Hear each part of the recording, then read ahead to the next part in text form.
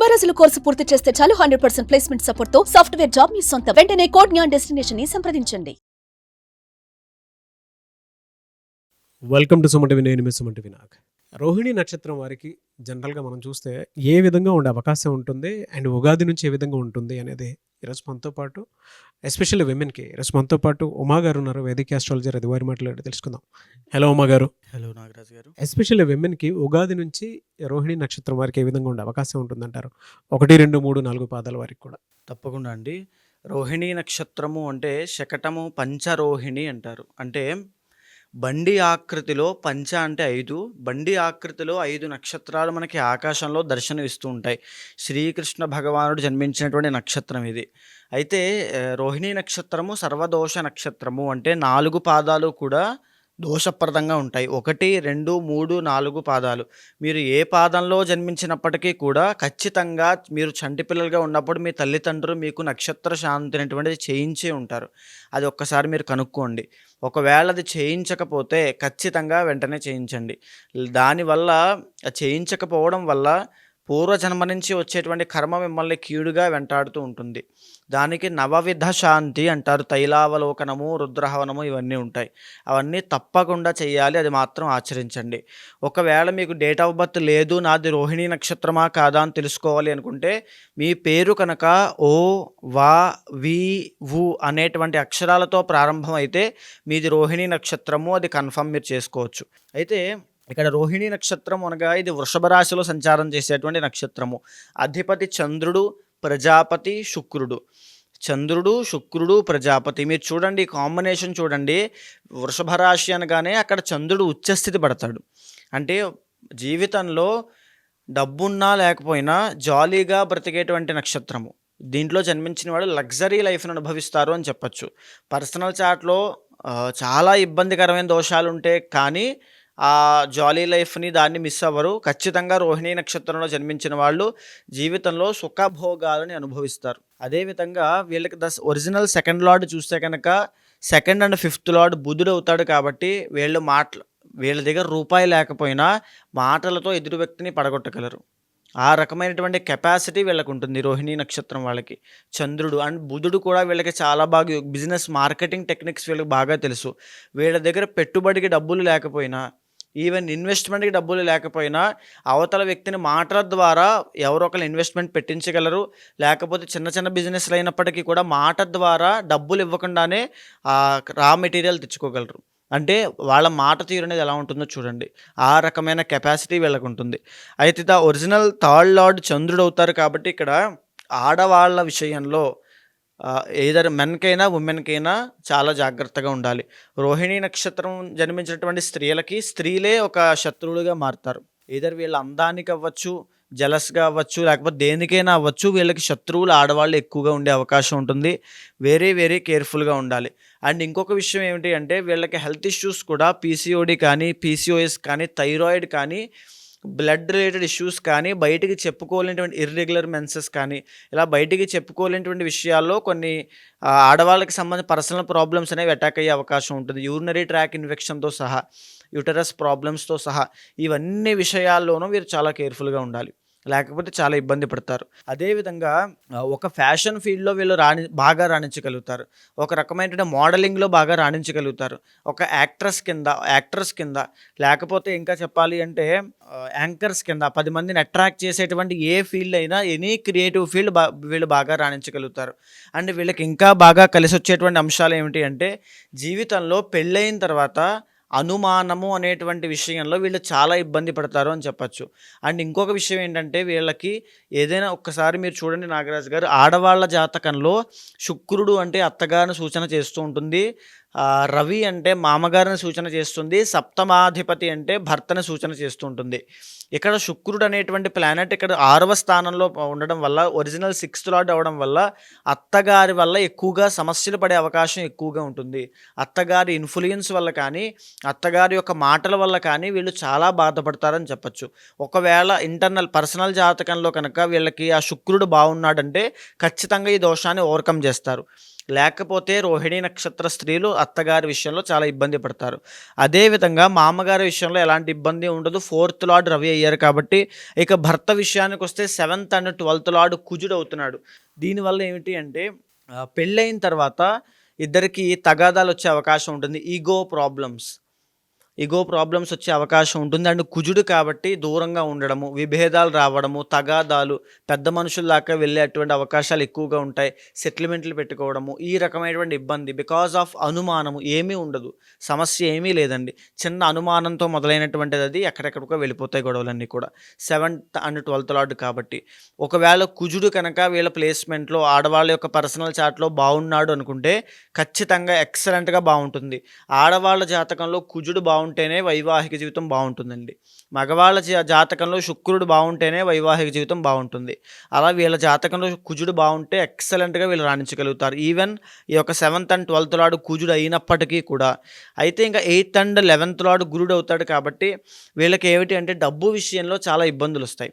Financial problems అనేవి చాలా ఎక్కువగా పడతారని చెప్పొచ్చు. అష్టమంలో గురుడు కాబట్టి ఒక లోన్ కానీ, ఒక ఈఎంఐస్ కానీ, లేకపోతే బంగారం తాకట్టు పెట్టడాలు కానీ, ఇలాంటి విషయాల్లో మీకు ఇంకొకటి ఏంటంటే వీళ్ళు కనుక స్టాక్ మార్కెట్ కానీ ఇలా షేర్ మార్కెట్ కానీ చేస్తారంటే భయంకరమైన నష్టాలు చూస్తారు. సో అస్సలు చేయకూడదు వీళ్ళు. అదేవిధంగా వ్యాపారం కాస్త పర్వాలేదు కానీ పర్సనల్ చార్ట్ చూసుకున్న తర్వాత ఇలాంటివి రిస్కీ జాబ్స్ అనేవి అస్సలు చేయకూడదు.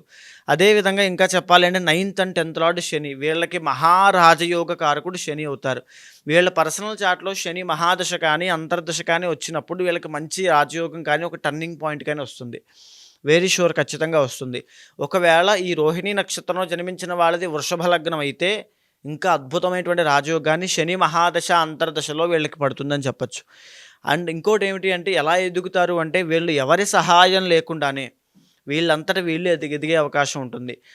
బెస్ట్ అడ్మినిస్ట్రేటర్స్గా వీళ్ళు బాగా రాణించగలుగుతారు. ఒక ఆర్గనైజర్గా, లేకపోతే ఒక ఇన్స్టిట్యూషన్లో వీళ్ళదైనా ఒక ప్రతిభ చాటేటువంటి పెద్ద మనిషి తరహాలో ఉండేటువంటి వ్యక్తులుగా వీళ్ళ ప్రతిభని చాటుతారని చెప్పొచ్చు. అయితే జీవితంలో బాగా జాలీగా గడపడము, చిల్ అవ్వడము, ఎంజాయ్ చేయడం లాంటివి వీళ్ళ జీవితంలో మేజర్ రోల్ ప్లే చేస్తుంటాయి. అలా ఉంటేనే మీ జాతకం బాగున్నట్టు. అలా లేదు అనుకుంటే ఎక్కడో దోషం ఉంది, మీరు నవ్వలేరు, ఆనందంగా ఉండలేరు. సో దానికి సంబంధించి ఏంటి అంటే పర్సనల్ చార్ట్ చూసుకోవాలి. అయితే ఇక్కడ మేజర్గా వీళ్ళకి ఇంకా ఎలాంటి వృత్తులు బాగుంటాయంటే బ్యూటీషియన్స్గా వీళ్ళు బాగా రాణించగలుగుతారు. బ్యాంకింగ్ సెక్టార్లో వీళ్ళు అద్భుతంగా రాణించగలుగుతారు. ఫైనాన్షియర్స్ కింద, ఫండ్ మేనేజర్స్ కింద చాలా బాగా రాణించగలుగుతారు. ఆర్టిస్టుల కింద, మ్యూజిషియన్స్ కింద, తర్వాత ఫ్యాషన్ డిజైనింగ్ కింద, కాస్మెటిక్ ఇండస్ట్రీలో బాగా రాణించగలుగుతారు. బికాజ్ శుక్రుడు చాలా బాగుంటాడు కాబట్టి. ఆయిల్ అండ్ పెట్రోలియం, బికాజ్ శని యోగకారకుడు కాబట్టి oil and petroleum, iron material అండి, ఎనీ వెహికల్స్ కానీ ఐరన్ మెటీరియల్స్ కానీ అద్భుతంగా రాణించగలుగుతారు. ఇంకా చెప్పాలి అంటే 6th లార్డ్ వీళ్ళకి శుక్రుడు అవుతున్నారు కాబట్టి కొన్ని జాగ్రత్త తీసుకోవాల్సిన అంశాలు. అండ్ వీళ్ళ వృషభ రాశిలో సంచారం కాబట్టి నెక్కి సంబంధించిన ఇబ్బందులు, టాన్సిల్స్ కానీ, బ్లడ్ క్యాన్సర్లు కానీ, బ్లడ్ షుగర్లు కానీ, జాండీస్ కానీ, లేకపోతే కోల్డ్ అండ్ కాఫ్ కానీ, బ్రెస్ట్ క్యాన్సర్లు కానీ, ఆడవాళ్ళకి సంబంధించిన పర్సనల్ ప్రాబ్లమ్స్ ఎనీథింగ్ అండి. And paralysis also. వీటికి సంబంధించిన విషయాల్లో వీళ్ళు చాలా చాలా జాగ్రత్తగా ఉండాలి ఆరోగ్యపరంగా. అండ్ ఇప్పుడు మనం విశ్వావసనామ సంవత్సరంలో అడుగుపెట్టాం, ఉగాది ఆల్రెడీ వచ్చింది. అయితే ఈ రోహిణీ నక్షత్రం వాళ్ళకి ఎలా ఉండబోతోంది? ఫస్ట్ వీళ్ళకి అవుట్ ఆఫ్ ది 27 నక్షత్రాల్లో రోహిణీ నక్షత్రానికి అద్భుతంగా ఉండబోతుందండి. అద్భుతమైన రాజయోగం అని చెప్పచ్చు. ఎందుకు అని అంటే వీళ్ళకి ఇప్పటి వరకు శని కంటక శనిగా 10వ స్థానంలో ఉన్నాడు. కానీ మార్చి 30వ తారీఖు నుంచి 11వ స్థానంలోకి వెళ్తున్నాడు.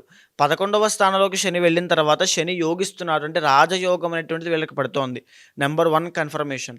నెంబర్ 2 ఏమిటి అంటే మే 15వ తారీఖు తర్వాత గురుడు 2nd హౌస్లోకి వచ్చిన తర్వాత అద్భుతమైన రాజయోగాన్ని వీళ్ళు చూడబోతున్నారు.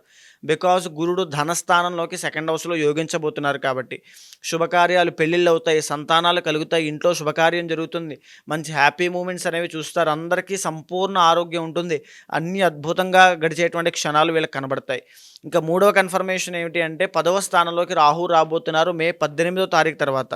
దీనివల్ల ఏంటి అంటే వీళ్ళకి వృత్తిరీత్యా ప్రమోషన్లు కానీ, జాబ్ లేని వాళ్ళకి జాబ్ రావడం కానీ, సెటిల్మెంట్ ఉండడం కానీ, ఎక్సలెంట్గా రాహు వాళ్ళు వచ్చేటువంటి ప్రమోషన్ అండి. ఓవర్ నైట్లో వీళ్ళు స్టార్లు అవ్వడము, ఈ రోహిణీ నక్షత్రంలో జన్మించిన వాళ్ళకి ఓవర్ నైట్లో స్టార్ అవ్వడం లాంటివి ఖచ్చితంగా జరుగుతాయి. అండ్ పర్సనల్ చార్ట్లో ఏమైనా దశ కొద్దిగా మీకు అనుకూలించినా మీ జీవితం ఇక్కడి నుంచి బ్రహ్మాండంగా ఉంటుందని చెప్పచ్చు. అంటే ఒక మెట్టు అలా ఎక్కుతారు ఇక్కడి నుంచి. విశ్వావసనామ సంవత్సరం మీరు జీవితంలో మర్చిపోలేరు. అలాంటి యోగము రోహిణీ నక్షత్రం వాళ్ళకి పడుతోంది. కానీ పర్సనల్ చార్ట్ దానికి సపోర్ట్ చేయాలి. అలా సపోర్ట్ చేసింది అంటే మీరు ఎక్సలెంట్గా ఉన్నట్టే అర్థం. అయితే ఎస్పెషల్లీ ఇంకా మనం డీటెయిల్గా మాట్లాడుకోవాలనుకుంటే ఈ యొక్క రోహిణీ నక్షత్రానికి సంబంధించి 2వ తారీఖు ఏప్రిల్ దగ్గర నుంచి 6వ తారీఖు జూన్ దాకా కుజుడి యొక్క అంగారకుడి యొక్క బలం సంపూర్ణంగా వీళ్ళకు ఉంటుందండి. దీనివల్ల ఈ మనసులో భూలాభము, వాహన లాభము, తర్వాత ఆభరణాలు కొనడము, బంగారము, సువర్ణ లాభాలు లాంటివి ఖచ్చితంగా జరుగుతాయి. ఎవరైనా సరే రోహిణీ నక్షత్రంలో ఉన్నవాళ్ళు రియల్ ఎస్టేట్ రంగంలో ఉంటే కనుక, లేకపోతే భూ సంబంధిత వ్యవహారాలు కానీ వ్యాపారాలు కానీ చేస్తూ ఉంటే ఈ టైంలో ఎక్సలెంట్గా మీరు లాభపడతారని చెప్పచ్చు. అయితే మళ్ళా తిరిగి ఇలాంటి యోగమే 13వ తారీఖు సెప్టెంబర్ దగ్గర నుంచి 27వ తారీఖు అక్టోబర్ దాకా ఎక్సలెంట్గా ఉండబోతోంది. ఈ టైంలో మీరు తిరుగులేనటువంటి జీవితాన్ని చూస్తారు. అంటే శత్రువుల మీద ఆధిక్యత ప్రదర్శించడం, ప్రత్యర్థులు ఎవరైనా సరే, ఈవెన్ కాంపిటేటివ్ ఎగ్జామ్స్ రాసేవాళ్ళు, తర్వాత ఫుడ్ బిజినెస్ చేసేవాళ్ళు, ఆరోగ్య సమస్యలతో ఇబ్బంది పడేవాళ్ళు, కోర్టు వ్యవహారాల్లో ఇబ్బందులతో తలనొప్పులతో పడేవాళ్ళు కూడా ఈ టైం పీరియడ్స్లో వీళ్ళన్నిట్లోనూ బయటకు వచ్చేస్తారు.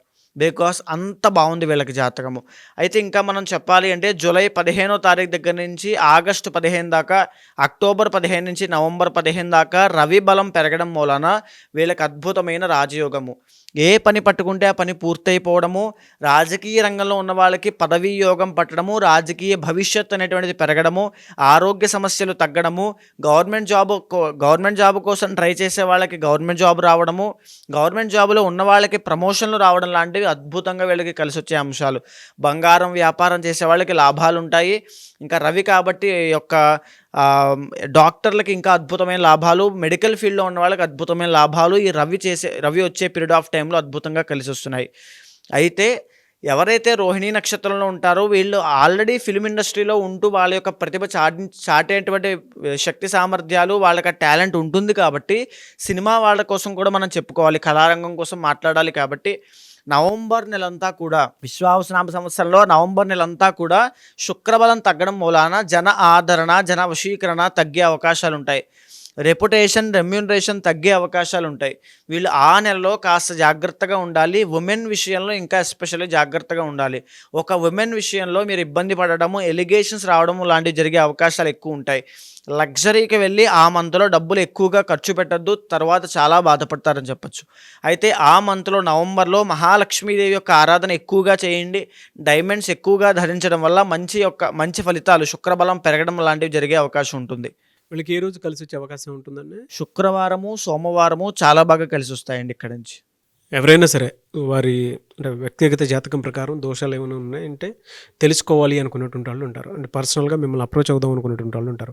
మిమ్మల్ని అప్రోచ్ అవ్వాలంటే ప్రాసెస్ ఏంటండి? తప్పకుండా అండి. ఎవరైనా సరే అలాంటి వాళ్ళు ఎవరైనా సరే కింద కనిపించేటువంటి నెంబర్కి కాల్ చేస్తే తప్పకుండా అపాయింట్మెంట్ తీసుకోండి.